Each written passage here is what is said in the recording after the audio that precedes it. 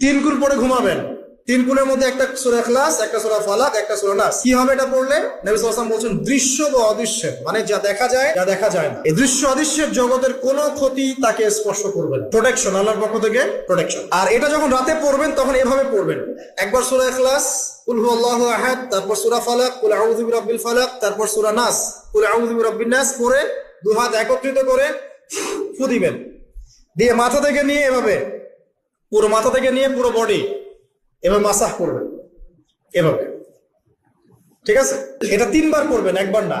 একবার পড়বেন, আরেকবার, তিনবার। এরপরে পড়বেন সূরা কাফিরুন। কোন সূরা? কুল ইয়া আইয়ুহাল কাফিরুন লা আ'বুদু মা তা'বুদুন। এই সূরাটা পড়বেন লাকুম দীনুকুম ওয়ালিয়া দীন পর্যন্ত। কি হবে? আল্লাহর রাসূল সাল্লাল্লাহু আলাইহি ওয়াসাল্লাম বলছেন যে রাতের বেলা ঘুমানোর আগে কেউ যদি সূরা কাফিরুন তেলাওয়াত করে ঘুমিয়ে যায়, আল্লাহ পাক ওই ব্যক্তিকে শিরকের পাপ থেকে মুক্ত রাখবে ইনশাআল্লাহ। আমি অনেক লেকচারে বলেছি, আবার বলছি যে যত মানুষ জাহান্নামে যাবে, হাজারে যে 999 জন মানুষই জাহান্নামে যাবে, তাদের আমলনামার মূল পাপটা হচ্ছে শিরক। কথা বুঝতে পারছেন? এই যে হাজারে যে পুরো 99% মানুষ জাহান্নামে যাচ্ছে, এটা তো হাদিস। তার মধ্যে যারা জাহান্নামে যাবে তাদের আমলনামায় সবচেয়ে কমন যে পাপটা থাকবে সেটা হলো কি? শিরকের পাপ। কারণ শিরিক ছাড়া আল্লাহ পাক যে কোনো পাপ তওবা করলেই যাকে ইচ্ছা মাফ করে দিতে পারে। শিরিকরত অবস্থায় কোনো মানুষ যদি মারা যায় তাহলে সে ব্যক্তি জাহান্নামে যাবে, এটাই চূড়ান্ত। ইল্লা মাশাআল্লাহ।